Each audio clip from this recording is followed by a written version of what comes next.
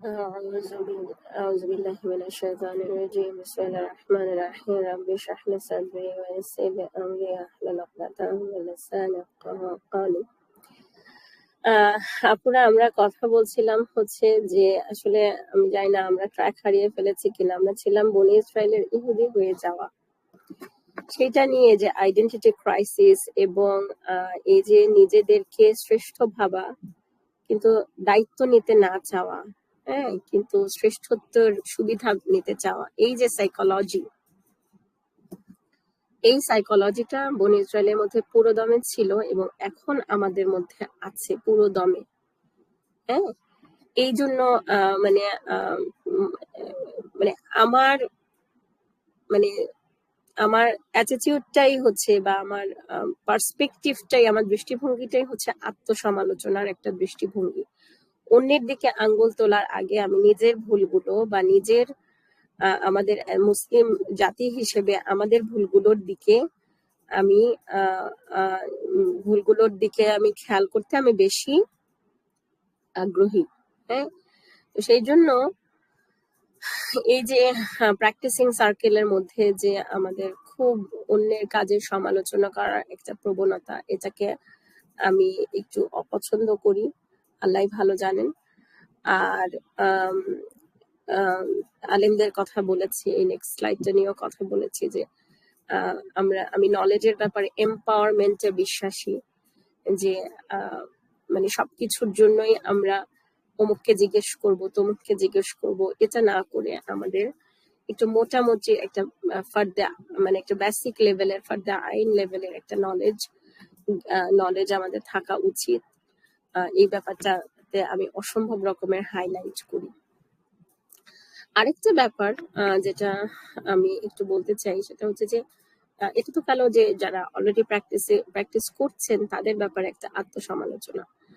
যারা প্র্যাকটিস করতে চান না, যারা যারা গাফেল, হ্যাঁ, যারা আসলে আমরা আমাদের আত্মীয় স্বজন, আশেপাশে পরিচিত মানুষ, নেইবার্স, যাদের মধ্যে ইসলামকে জীবন ব্যবস্থা হিসেবে গ্রহণে অনেক গড়িমসি দেখা যায়, সেখানে যেটা কাজ করে সেটা হচ্ছে যে প্রচন্ড রকমের অজুহাত দেওয়ার টেন্ডেন্সি। হ্যাঁ, অজুহাত দেওয়ার হ্যাঁ, আমরা তো এখন অসহায়, আমরা তো এখন এই, আমার বস তো এটা বলে, আমি এখন তাহলে কি করব, আমার সিচুয়েশনটা এরকম। হ্যাঁ, এবং সেই জন্য আমি কয়েকটা আয়াতের দিকে আমাদের একটু দৃষ্টি আকর্ষণ করতে চাই। সেটা হচ্ছে যে সূরা গাফির, এটা হচ্ছে 40 নম্বর সূরা। আমি আপনাদেরকে একটু রিকোয়েস্ট করব যে আপনারা সূরা গাফিরে যখন দেখবেন যে ফেরাউনের সাথে ওনার সভাসদদের একজনের কনভারসেশন, আমি এবার রিসেন্টলি এটা আমি অনেক মন দিয়ে আমি এই আয়াতগুলো আবার পড়েছি এবং এটা আসলে আমার অনেস্টলি আমি যখন শিকড় সন্ধানে বইটা লিখি তখন এই আয়াতগুলোর ব্যাপারে আমার এত ডিপ নলেজ ছিল না। ইনফ্যাক্ট আমি যখন এটা মুসা আলাইহিস সালামের এই অংশগুলোর উপরে আমি যখন ডিপ রিডিং সিরিজ করছিলাম তখনও আমার ছিল না, থাকলে আমি অবশ্যই একটা সিগনিফিকেন্ট টাইম আমি ব্যয় করতাম এই অংশটুকু নিয়ে। ফেরাউনের সাথে ওই ওনার সভাসদদের মাঝে একজনের কনভারসেশন। আমি জানতাম না যে কোরআনে সূরা গাফিরে এতগুলো আয়াত has been dedicated to this conversation। এবং আমরা একটা জিনিস যে একটা কনভারসেশনের যে একটা থিম বা একটা বোঝা যায়, আপনি দেখবেন যে জাদুকরদের সাথে যখন ফেরাউন কথা বলতেছিল তখন ফেরাউনের মধ্যে জাদুকরদের প্রতি রেসপেক্ট ছিল না।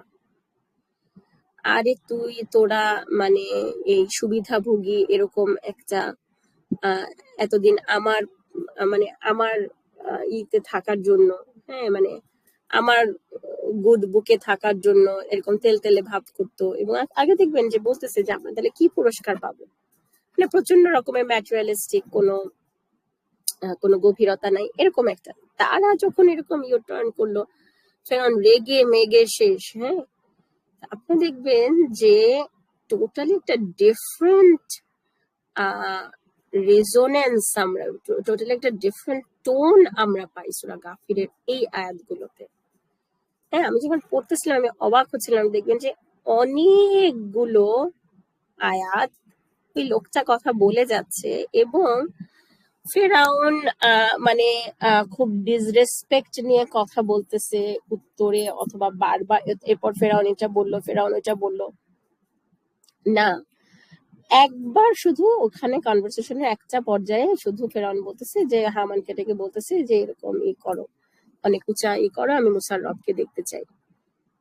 এই একটাই, তাছাড়া এবং উনি যে মুসা আলাহিসাল্লামের পক্ষ নিয়ে কথা বলতেছে, তারপর ইউসুফ আলাহিসাল্লামকে নিয়ে কথা বলতেছে, বলতে বলতে বলতে এবং দেখবেন যে গ্রাজুয়ালি সে অনেক বেশি হইতেছে,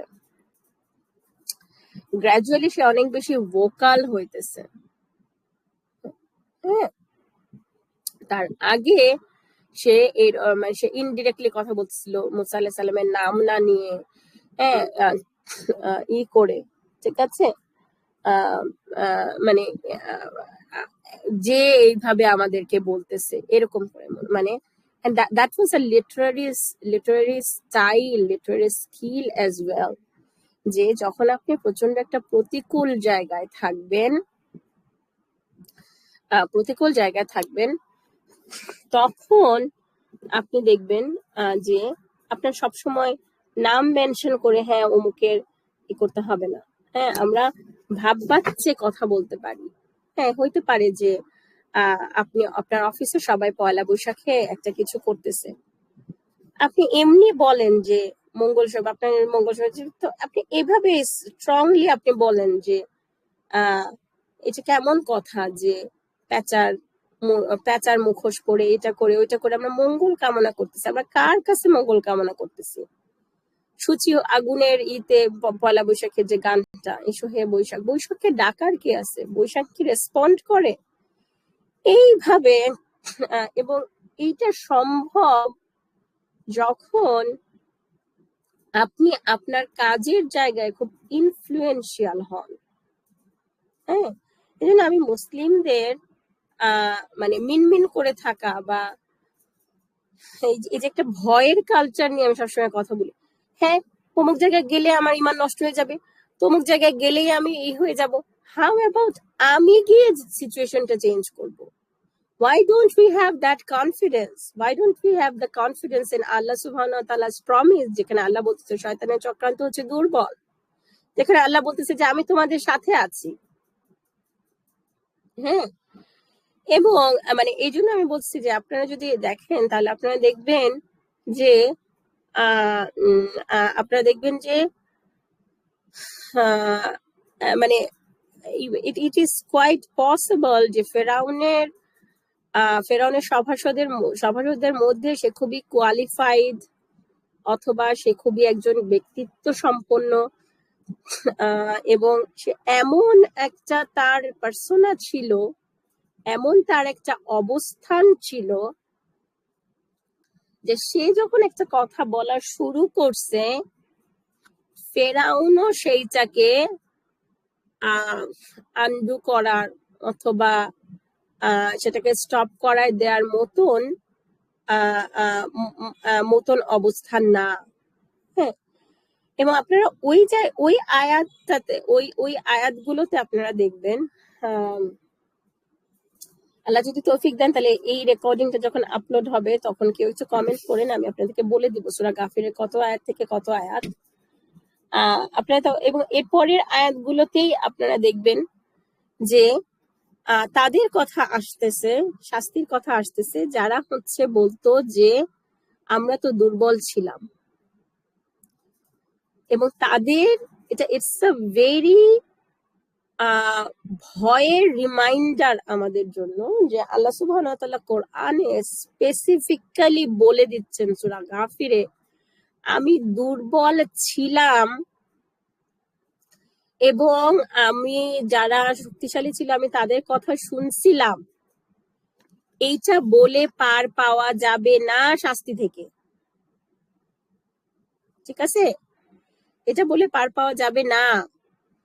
তাহলে এবং মানে এত চমৎকার কোরআনের স্টাইলটা যে মানে তাহলে এইটা মানে তাহলে আল্লাহ সুবহানাহু ওয়া তাআলা আমাদেরকে এক্সাম্পল দিচ্ছেন যে না, ইট ইজ পসিবল যে ফেরাউনের সভাসদের মধ্যে থেকে তুমি তোমার ঈমান ধরে রাখবা এবং তুমি তোমার ঈমান এবং তুমি তোমার ফেইথকে প্রিচ করবা।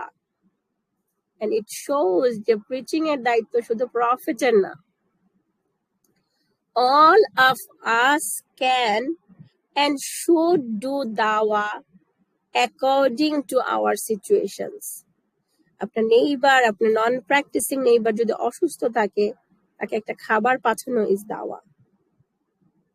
ঠিক আছে, এই জিনিসগুলো মানে আমাদের আমি একটা জিনিস আমি খুব বলি যে আমাদের আসলে আল্লাহ সুবহানাহু ওয়া তাআলার কাছে খুব স্ট্রং পার্সোনালিটির জন্য দোয়া করা উচিত। আমি এমন আমি এবং আমার বাচ্চারা, এবং দেখবেন যে কোরআনের দোয়াগুলো এরকম, মুত্তাকিদের ইমাম হবে আমার বাচ্চারা, মুত্তাকি হবে, এই দোয়া কিন্তু আমরা করি না। মুত্তাকিদের ইমাম হবে মানে মুত্তাকিদের লিডার হবে। আমরা যখন চক্ষু শীতলকারী ফ্যামিলির জন্য দোয়া করি তখন আমরা বলি যে তারা যেন মুত্তাকিদের ইমাম হয়। ঠিক আছে, সো আমার মনে হয় যে এই জিনিসটা যখন আমরা বনি ইসরায়েলের সাথে আমাদের তুলনা, তখন শুধু প্র্যাকটিসিং কমিউনিটিকে বাস না দিয়ে ইটস অলসো ইম্পর্টেন্ট যে আমরা যারা ইসলামকে গ্রহণ করতে পারতেছি না তাদের জন্য যে কোরআনে খুব হার্শ সতর্কবাণী আছে, এটা আমাদের জানাটা খুব জরুরি। জাযাকুমুল্লাহ খায়রান শোনার জন্য আপুরা এতক্ষণ।